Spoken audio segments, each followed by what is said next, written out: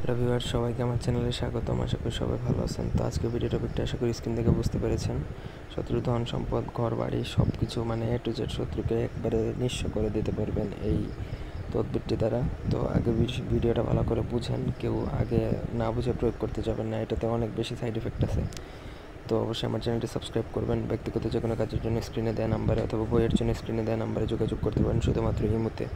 তো এই নকশাটা প্রয়োগের পূর্বে আমি কিছু আগে শর্তাবলী বলে দিই। এটা অনেক অনেক ডেঞ্জারাস একটা বিষয়, ঠিক আছে? তো প্রথমত নিজের শরীর বন্ধ করে নেবেন। শরীর বন্ধ করার জন্য অনেক ভিডিও দিয়েছি আমার চ্যানেলে, চাইলে পুরাতন ভিডিওগুলো দেখতে পারেন। শরীর বন্ধ ছাড়া এই কাজ করতে যাবেন না। তারপর যে কোনো শনি বা মঙ্গলবার দিনে প্রথমত কিছু পুরাতন কবর থেকে মাটি সংগ্রহ করে নিয়ে আসবেন। পুরাতন কবরস্থান ব্যতীত হবে না, শ্মশান মশান বললে লাভ নেই, কবরস্থান লাগবে এবং সেটা পুরাতন, কমসে কম 1 বছর এরকম একটা পুরাতন কবরস্থান থেকে মাটি সংগ্রহ করে নিয়ে আসবেন, ঠিক আছে? তো যখন ওই মাটিটা সংগ্রহ করে নিয়ে আসবেন তখন পিছনে ফিরে তাকাবেন না বা কারোর সাথে কথা বলবেন না। তারপর বাসায় আসার পরে আপনি পূর্ব দিকে মুখ করে এই যে এখানে একটা আয়াত আছে, আয়াত না সরি একটা হরফ আছে, আরবি হরফ হা। তো এই হাটা আপনি 70 বার পাঠ করে এবং প্রত্যেক মানে একবার পাঠ করবেন, একটা ফু দিবেন, এভাবে 70 বার পাঠ করে 70টা ফু দিবেন।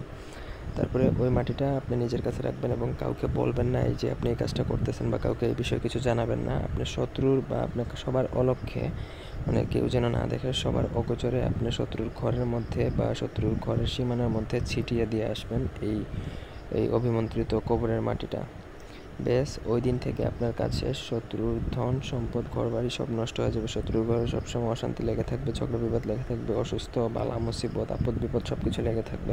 তবে একটা শর্ত এবং একটা অনেক ইম্পর্টেন্ট কথা বলে রাখি, এটা যদি অন্যায়ভাবে প্রয়োগ করেন তাহলে আপনার নিজের ক্ষতি হয়ে যাবে, সোজা জিন্নাত চালান হয়ে যাবে আপনার উপর। যদি অন্যায়ভাবে প্রয়োগ করতে চান তখন আপনি নিজে জান নিয়ে বিপদে পড়ে যাবেন। সো সাবধান। ধন্যবাদ সবাইকে। আল্লাহ হাফেজ।